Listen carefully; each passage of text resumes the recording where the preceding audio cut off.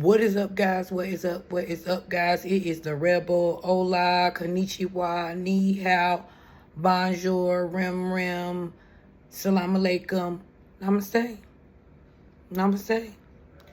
Anyway, guys, I just dropped in to drop another little short video that I found a couple of TikToks. We ran them all together on the government shutdown. We haven't had a government shutdown in 7 years.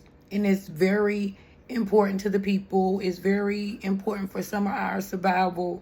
When I was a mom, you know, my benefits, food stamps, Section 8, all that stuff was beneficial to me in my survival.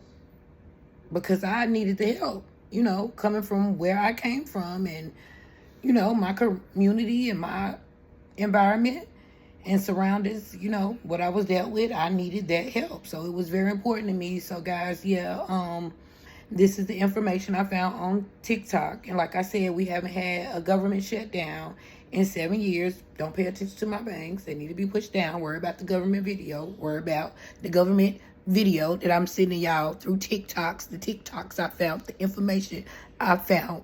Because like I said, guys, no, back to serious, more stuff. Forget the bangs. Okay, forget the bangs. We haven't had one in 7 years, so it's very important. Watch it. Shout out to Gayle King. All the stuff we found on TikTok. President Trump. All of this is public record, public knowledge, fair use, fair game, all that stuff. So let me shut the hell up with all them and get to the video. Let's check out the video, guys. Don't forget, at the end of the video, if you please watch it, please subscribe, and help just a regular girl, a regular mom, a regular YouTuber out. Please, please, please. And thank you in ahead of time. And thank you for the information that you're going to leave in the comments. And you're welcome for the information that I'm going to give you. Okay, let's get into the video. First government shutdown in nearly 7 years. Yes, this is happening. It officially began at midnight because lawmakers and President Trump failed to reach a deal. Both sides are now in a bitter fight over spending priorities and blaming the other. According to one estimate, up to 750,000 workers could be furloughed every day, costing them $400 million in pay every day. Usually these shutdowns get headed off because one side blinks or there's a last-minute agreement, but this time neither of those things happened. And so as of this morning, the federal government is technically out of cash. How long will it last? No one knows. After Congress failed to reach a deal last night, tens of thousands of federal workers will be told to stay home today, furloughed without pay.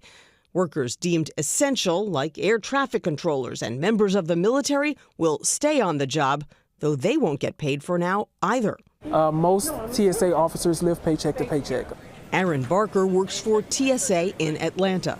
If it gets to that point where officers can't afford to come in or have to make a decision whether to purchase medication, pay daycare, or put gas in the car to come to work, they're going to have to make that hard decision, and no one really wants to do that. But they may have to, because late last night, a funding bill did not pass the Senate. It needed 8 Democrats. It got 3. You know, the only real victim here is the American people. This is so unnecessary and uncalled for. Democrats were holding out for an extension of Obamacare premium subsidies and changes to Medicaid. Our guarantee is to the American people that we're going to fight as hard as we can for their health care. President Trump is warning his administration might use the funding lapse to push through more mass layoffs. I asked him about that yesterday. How many federal workers do you plan to lay off? Well, we may do a lot, and that's only because of the Democrats. Later in the Oval Office, he upped the ante, claiming that all the workers who lose their jobs will somehow come from one party. We'd be laying off a lot of people that are going to be very affected, and the Democrats, they're going to be Democrats. A lot of good can come down from shutdowns. We can get rid of a lot of things that we didn't want, and they'd be Democrat things.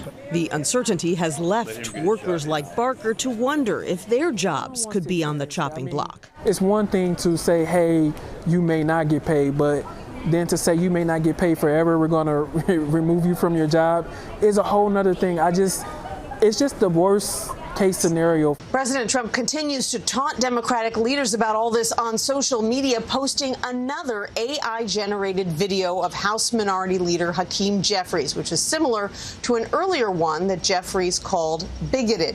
He also posted these photos of their Oval Office meeting on Monday with Trump 2028 hats prominently displayed on his desk.